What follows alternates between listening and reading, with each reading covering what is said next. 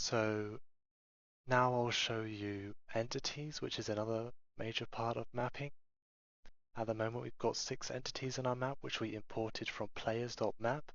If you wanted to add these manually, just right click in the grid view, then you'll get this menu, and for instance let's add another allied spawn. So go down to team and then team CTF blue spawn. Let's drag it a little bit closer to our previous one.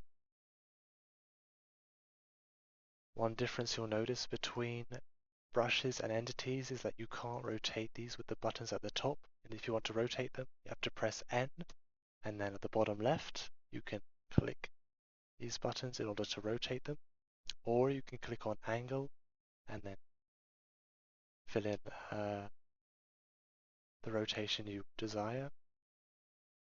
Now let's add a teleporter.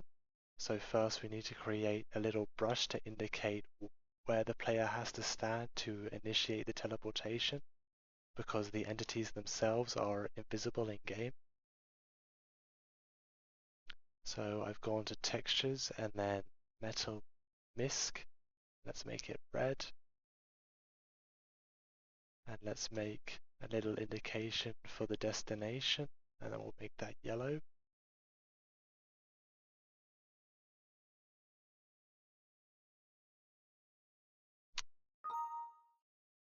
Then we need to make a trigger that will trigger the player to teleport. This needs to be covered in common trigger, and we'll make the entity the destination, which is a misc teleporter dest. At the moment you can see it's facing the wrong direction, so we'll click N and turn it around.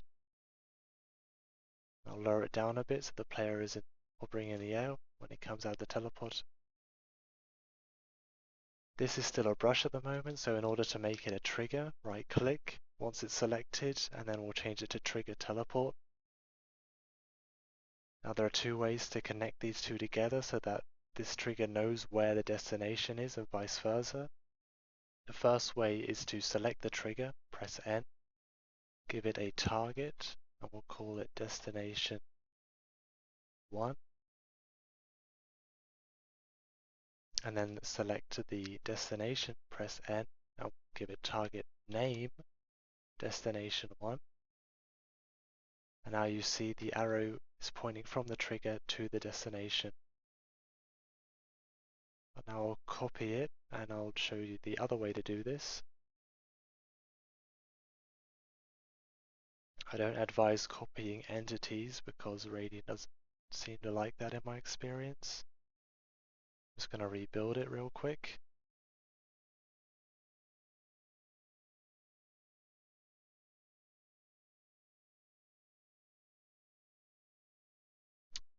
So let's make this trigger teleport and then deselect everything, select the trigger and then the destination, and then press Ctrl K, and the 2 are linked together, which is much faster. Now that's done, let's create a jump pad. So again, let's create a little indication on the floor, since the actual jump pad itself, all the entities will be invisible. And we need a trigger.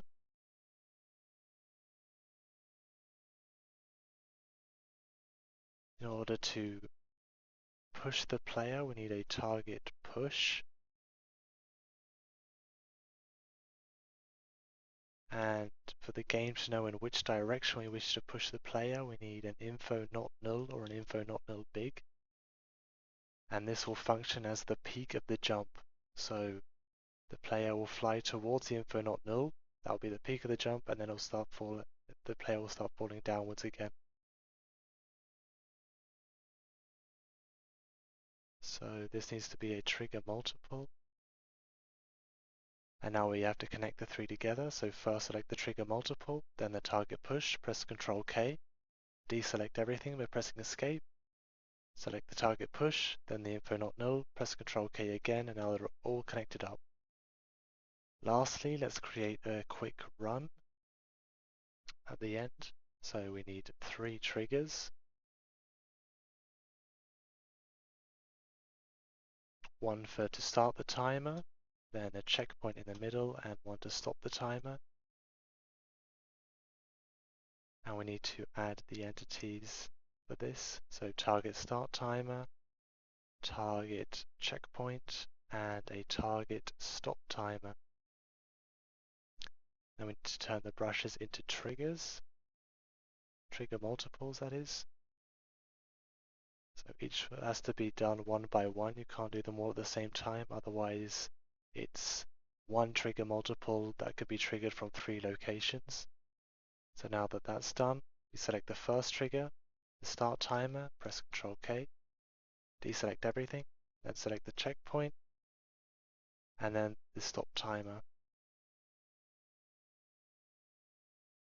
So now we have a very short run, so let's test that out in game. So save the map, build it, launch ms.exe, and then when disconnected comes up in the console below, we can boot up the map. Let's try it out.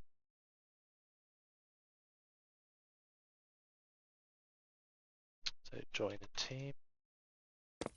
The red one triggers a teleport to there. This one triggers a teleport to there. Bit quick. Plus I'm being pushed out when I come out. Here's the jump pad. And then finally our small run that we made. The checkpoint in the middle. We can also trigger it from the other side, and we don't even have to pass through the checkpoint. There we go, stopped it. Lastly, I'll show you how to make a light. So I just alt-tabbed out of the game to minimize it, and now I'm going to add a little light. Right-click, light. This is the radius of the light, so the higher the number, the brighter the light will be. Let's add one over here, and then another one over here. For this one, I'll show you a different effect the light can have by pressing N, and then if you hit nonlinear at the top, it'll change the type of a light, and I'll show you the difference in game. I'll put a bit closer to the wall so you can really see the difference clearly.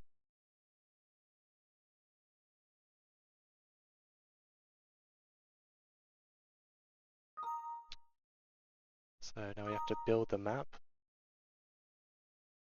and not just a BSP Meta, we have to do the light compile as well, because we have added lights now. Let's do that as well.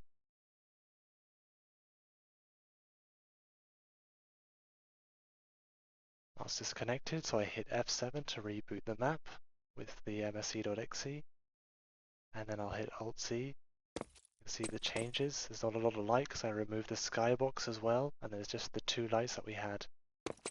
Now you can also see the difference. If you don't have non-linear on, so you have a linear light, you have very bright light, but it stops abruptly, so it's just bright and then darkness. There's no slow transition between light and dark. If you have non-linear on, then you can see it slowly goes on, transitions from the light to dark, which is a much nicer effect. So generally I tend to use those kind of lights. That concludes this tutorial.